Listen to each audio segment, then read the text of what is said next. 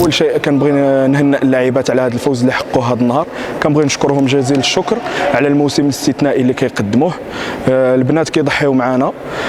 كنبغي نشكر المكتب المسير، كنبغي نشكر كاع الناس اللي ساهمت في انه هذا الفريق يكون في هذا المركز ويكون في هذه الرتبه اللي احنا فيها الان. الحمد لله اللقاء نتاع هذا النهار داز في ظروف جيده، خصم كان في المستوى، قدموا مقابله.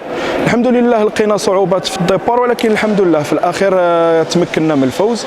هذاك الشيء اللي كنا باغيين ناكدوا الصداره، باغيين نبقاو في سلسله لا هزيمه نكملوا بها الموسم.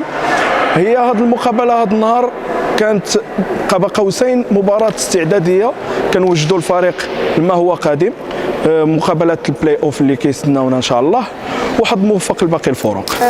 من ناحيه هذا العام كان اول عام ديالنا ديال الفوتسال. كنبغي نقول شكرا بزاف للكوتش زكريا من داكشي اللي كنت كنلاحظ معاه وداكشي اللي كنت كنتعلم منه ابخي لا فورماسيون اللي دوزت.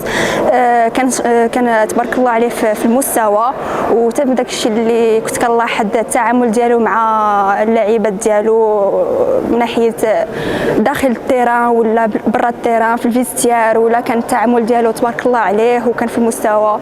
وكنبغي نقول هذا الربح كامل كنهديه للجماهير البركانيه ديالنا، وبلا ما نساو لي ستاف، بلا ما نساو اللاعبات الاخرين ديال الكرون فوت اللي كانوا يساندونا في هاد لي ماتش.